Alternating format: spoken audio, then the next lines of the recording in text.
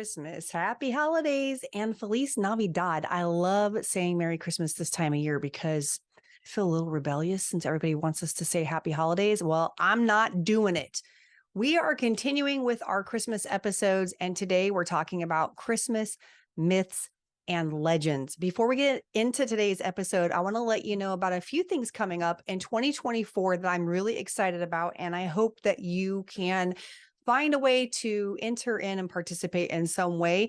First, Baseline Apologetics is available in both hard copy and in a live class. The live class begins on January 18th with me, and I already have several other people signed up for it. It's Thursday nights at 8 p.m. Eastern, so our Pacific Standard Time friends can join us at 5. Hopefully that's a good time for you guys over on the West Coast. And you will get a copy of the workbook in the mail. I will be teaching this on PowerPoints every Thursday night for 6 weeks, starting January 18th. And if you just want the book and do this by yourself, you can order the book as well and do it at home at your own pace. You can go to shandafulbright.com/shop to get either in the class or the book, and get in there ASAP if you want to do the class, because that price goes up December 20th. Okay. So that the price that you see is a special price for this month up to December 20th only. And this course lays the biblical foundation for truth and morality while integrating apologetics concepts. It's only going to make you a better apologist. If you're out there telling people why you believe what you do as a Christian, you're an apologist. That's just the truth. So strong apologists, strong Christians can say what they believe and why they believe it. That's why I believe in doing both apologetics integrated with scripture. And then I'll also be teaching Let's Get Real to middle schoolers, 6th, 7th, and 8th graders. I've had 9th graders in the class as well. I've had 5th graders in the class with all of the kids. So it just depends upon the maturity level of your kid and what they know, because we're taking the information from I don't have enough faith to be an atheist, and we're teaching it at this level because kids need to know why we believe in God, why we believe that Jesus is the Son of God, why we can trust the Bible. They're going to want to know, can we really trust it? Why isn't this just a book of myths? Why isn't this, legend that's been passed down from generations to generations and possibly changed and altered over time? We talk about a lot of those things in Let's Get Real, actually all of those things in Let's Get Real. And I love my students, and they come back and they sign up for things like logic. So I get to teach them several times. So get in the class. You'll even see testimonials from our current students.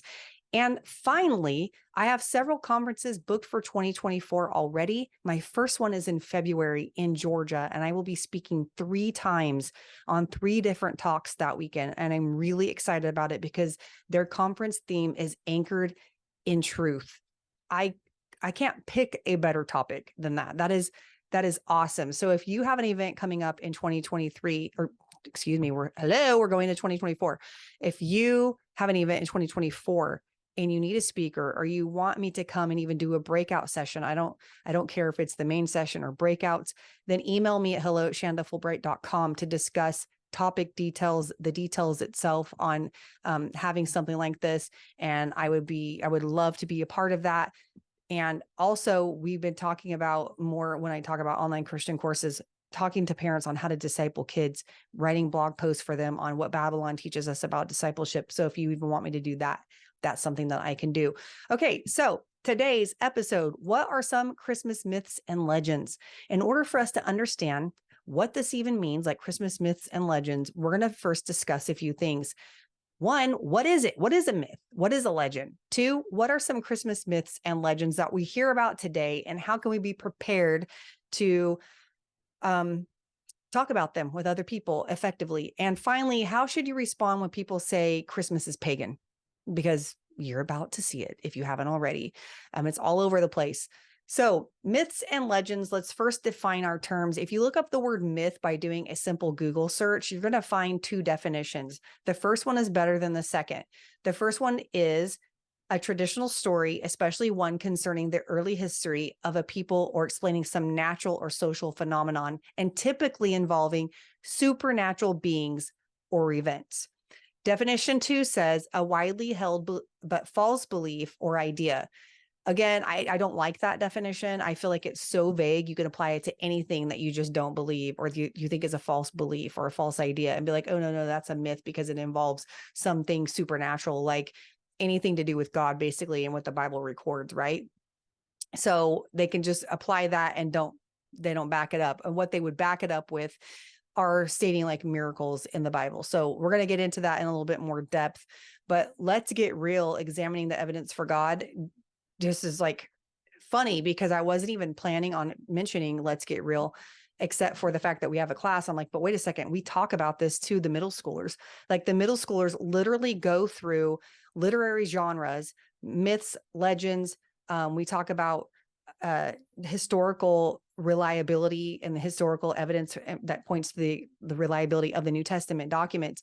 And they go through all of this, like middle schoolers are learning this. So I think it's important that we understand what these are, myths and legends, so we can discuss them at Christmas, because there are myths and legends at Christmas, right? Santa Claus is a legend and even a myth when you bring magic into it. Elf on the Shelf, if you do that sort of thing, is mythical because it's supposed to be, magic. All of those things, all of the things that we talk about at Christmas that aren't pertaining to Christ can in fact come from maybe myth or legend, depending upon the description of it. Because if it's something with magic and things, it's mythical. So we want to know how to distinguish between these fun and silly things that some might incorporate into their Christmas traditions, but then be able to say why the story of Jesus is not related to just some other goofy legend or silly thing at Christmas. So people automatically will say or think that the Bible is a myth because of the supernatural events it records. But that means they also believe that what he did is a myth. They might be like, well, Jesus really walked the earth, but he didn't really perform miracles. He was just another man, a good prophet, which I've said before, almost every other major world religion mentions Jesus. They just mention him as a good man or a prophet. They do not give credit to him as God. If they did, they'd be called Christians, right? So they don't. The virgin birth, they'll say, is a myth because it involved the supernatural. And when people call something a myth, that means they don't believe it's a fact, right? I mean, that goes without saying, but let's just say it, because if you're going to say, oh, no, the whole thing in the Bible, that whole New Testament stuff, the flood, talking donkeys, et cetera, it's a myth. But is the virgin birth a myth? How do we know it's not a myth? If it's a myth, then Christianity is false. So you shouldn't believe in Christianity. If you don't believe in the virgin birth, which, surprise, surprise, George Barna will give you stats on those who claim to be Christian but don't believe in the literal virgin birth, then again, that's why they don't have a biblical worldview. But if you don't believe in the virgin birth, then you're not a Christian, because you have to believe that Christ is the Son of God, that Christ is God, came a man who is perfect and sinless. Or what do you believe? Okay, I'm going to get off that soapbox. So they'll say that this man named Jesus, who is both God and man, came down to earth. Oh, he's part man, he's part God. That makes him, myth, like, Greek mythology. But what we must first understand is that's already bad theology. If we think Jesus was part man and part God, then we're already off on our theology. Jesus is fully God and fully man. What does that mean? He's sinless. He's all powerful. He's all knowing. He even knew that Judas was going to betray him before he did. And you can see, when he knew the thoughts of the Pharisees and the religious leaders. Okay, go back to the New Testament Gospels and you'll see what I'm talking about. But then on the man part, he's tempted in every way like we are, yet without sin. Jesus gets tired. He sleeps. He takes his disciples to rest. He even falls asleep on a boat in a storm. He feels pain like humans. He gets dirty, all those things like human beings. But he's fully God, fully man in that way. It's a hard concept to wrap your mind around, but it's something that we have to be able to wrap our mind around. That's why the virgin birth eliminated the sin nature, since sin came through one man, Adam. God chose a woman, which is what he said he would do in Genesis chapter 3. This is why women, like, who think that the Bible is a bunch of like oppressive and stuff. It's like, men in the Bible were oppressive.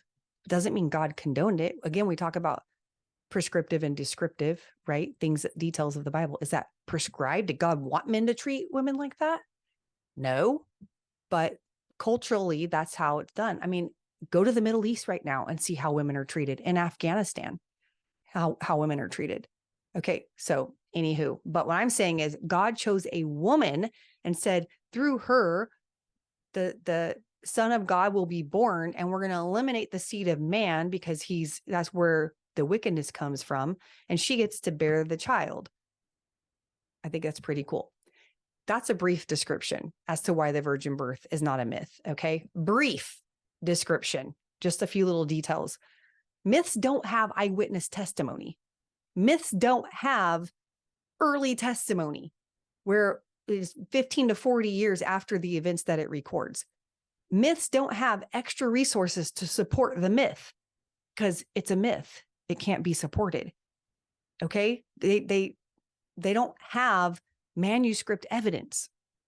So again, this is why you can't equate the Bible to a myth, because myths don't have those things. Otherwise, they would be verified, making it not a myth. I hope that makes sense. So what is a legend? A legend is a traditional story told throughout the generations and is regarded as historical, but it can't be proven. Just like a myth can't be proven. Since it's a traditional story, it has the potential to be altered because it is told again and again and again. So it's passed down from generation to generation to generation. Does this sound familiar to you when people will say, oh, the Bible is like the game of telephone. It's been passed down from generation to generation to generation, so it can't be trusted. Okay, this is where people get that. This is where they get that understanding. But again, you could easily destroy that argument by the manuscript evidence that we have for the biblical accounts. It's thousands of manuscript copies.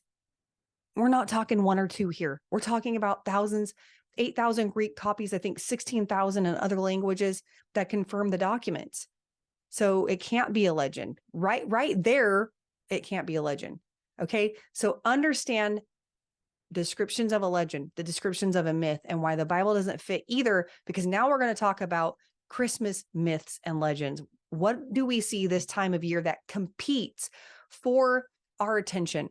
What do we see this time of year that competes for the focus of Christmas and what we really should be placing our focus, but maybe sometimes where we can get our focus diverted? And we want to make sure, especially, that two things, I guess you could say. One, that we know how to explain this to our kids when they see things like Santa and Elf on the Shelf. And even if we do those things in our home, how do we make sure that they know we're not putting Jesus on par with those things? And secondly, when other people ask us about them, because so many people can think they can drive by, if they're not saved, maybe nominal Christians, maybe baby Christians, people who are not Christians, can drive by a nativity scene in one yard, and then two houses down, there's a Santa Claus on the chimney. And they think, okay, well, what's the difference?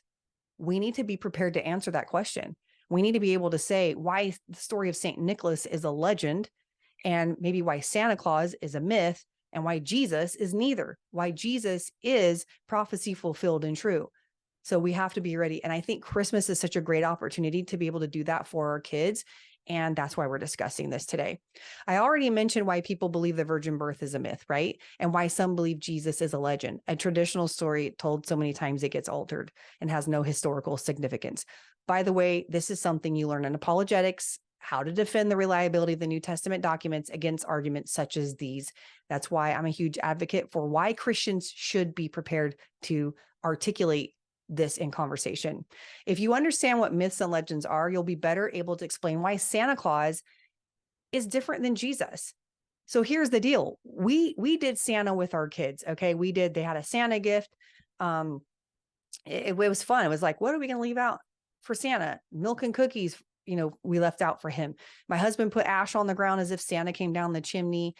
And we didn't take a lot of pictures with Santa and go see the Santa. I mean, they started to believe everybody with a white beard was Santa. And then eventually they got older. That's not a real beard. So that's not the real Santa. That's how they would distinguish between the quote unquote real Santa and the not real Santa. But around sixth grade or so, my kids found out that Santa wasn't real. And in the back of my mind, while they were younger, I thought, man, are they going to get confused about Jesus being real if, they're upset that Santa isn't real when they find out about that one day? And I think when my kids, when my oldest found out in particular, which you guys have heard Wyatt a couple months ago on the podcast, when he came back from Summit, he was pretty bummed when he found out Santa wasn't real. Like, Santa's not real. What? But we sat down and explained to them, like, hey, Santa, he's not real. And it's just part of the fun of Christmas. And, and what I think is important here is to be able to explain to them the legend of Saint Nicholas and why it's a legend and why they can trust that God is real. Now, here's my disclaimer. You can do Santa with your kids, or you don't have to do Santa with your kids. Every family is different, but I do think it is the responsibility of every parent to understand how to differentiate between the legend of Saint Nicholas and the historical narrative of Jesus and the virgin birth, and be prepared to explain that to your kids. It's so necessary.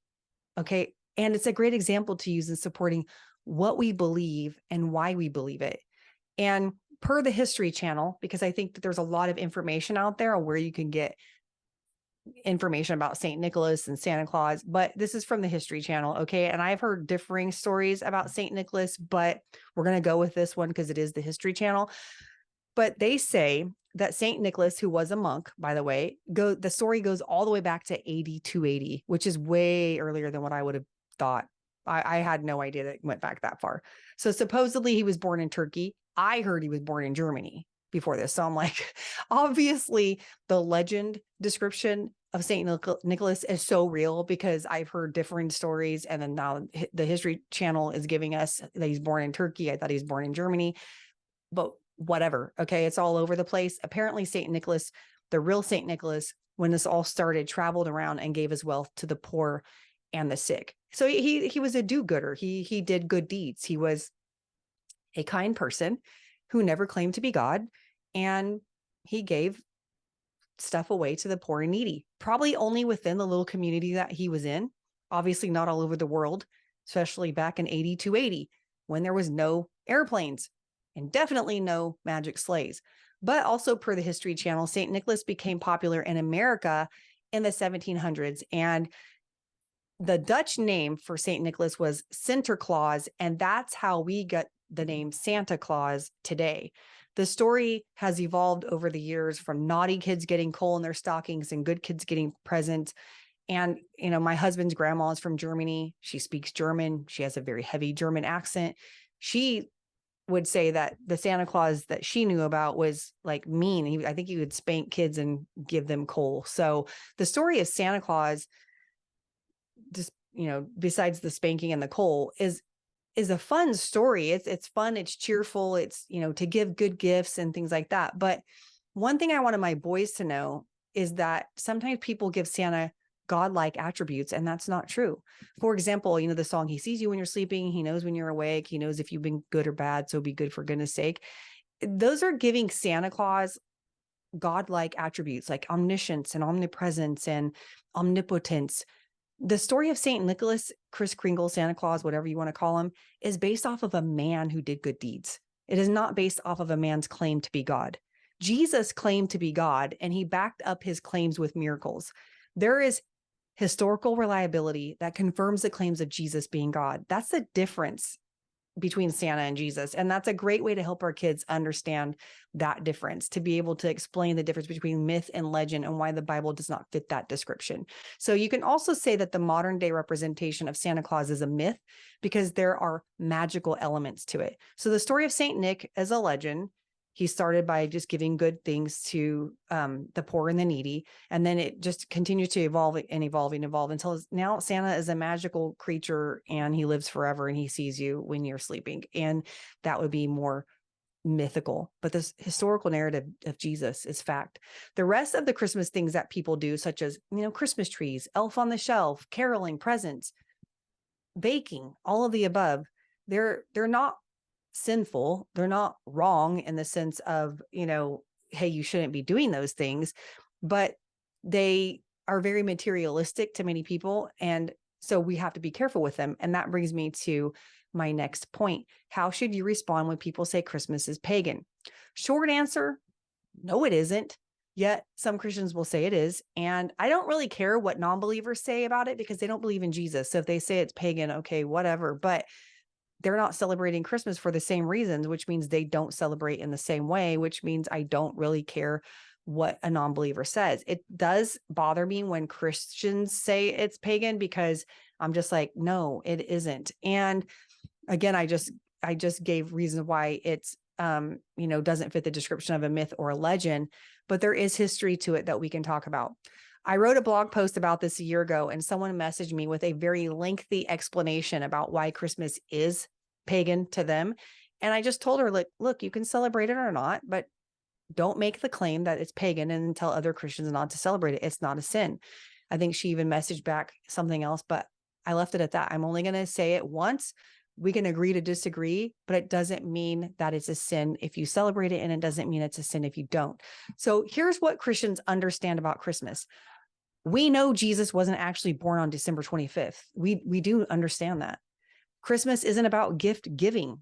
We understand that. It's about the greatest gift of all. It's Emmanuel, God with us. That is what Christmas is about. That's what we're celebrating. We understand that Jesus is prophecy fulfilled. And even though we might put up a tree in our house, that doesn't mean we worship the tree. And it doesn't mean that it takes away from the celebration of Christ's birth. We do get those things. So you don't have to be all or the other, like all of one or all of the other. You can celebrate Christ and still have a Christmas tree. We can still know that this isn't really Christ's birthday, and still give gifts to other people at Christmas time. The Christmas celebration can be traced back to Constantine, where it originated. Some say that Christmas is related to Saturnalia, which is a festival attributed to the sun god Saturn.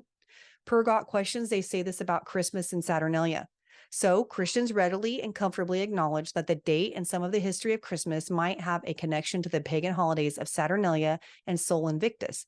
But the meaning of any cultural custom, including a Christmas celebration, is determined by current usage, not origin. Like a family celebrating a Bible costume party on October 31st, it's the people celebrating who decide what the celebration means. Christians of centuries past chose December 25th as the day to celebrate the birth of Jesus Christ, the true unconquered King. The use of this date continues today. Christmas and Saturnalia could be historical neighbors with indirect connections, but they are not the same holiday, and they never were. The major point here is that it depends on how you celebrate it that makes it pagan, not that you celebrate it. So what do you do when some want to claim that Christmas is pagan? Ignore it or be prepared to debate it, but you're going to have to see the post because they're going to be on social media. People are going to have an opinion. I say deck the halls and move along. That's what I say. That's what I'm going to do. But if you celebrate Christmas and do the quote unquote pagan things like Santa, tree decorating, elf on the shelf, they're not sinful things. Just like wearing a fun costume on Halloween is not a sin, but they can be distractions if they take away from the focus of Christ.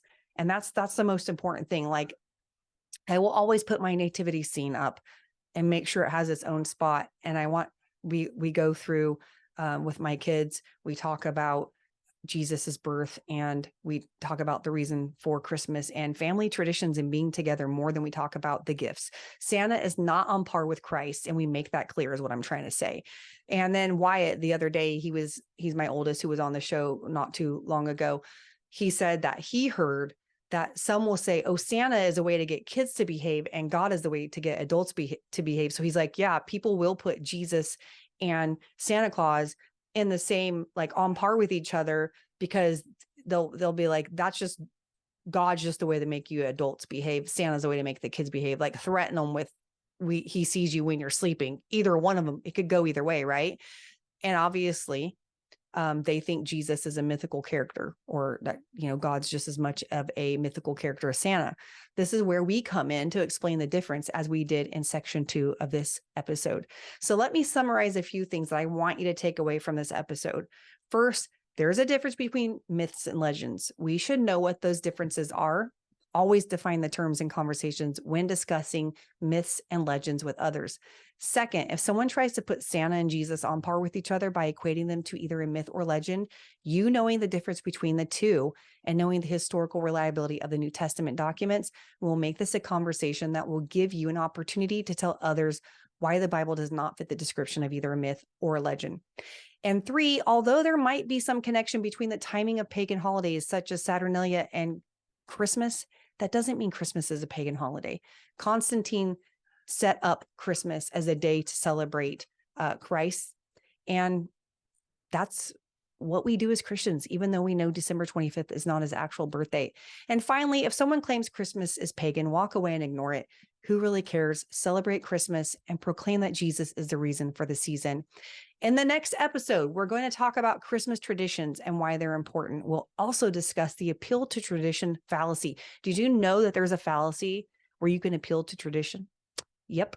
Make sure that you're aware of it so that you can spot it this year. I mean, if some families are stuck on doing something a certain way because that's the way it's always been done, you're going to want to know this fallacy because it's going to come in handy. All right, that's it for today. 'Tis the season for joy and family. If you have any questions for me, email me at hello@shandafulbright.com and I'll catch you on the next one.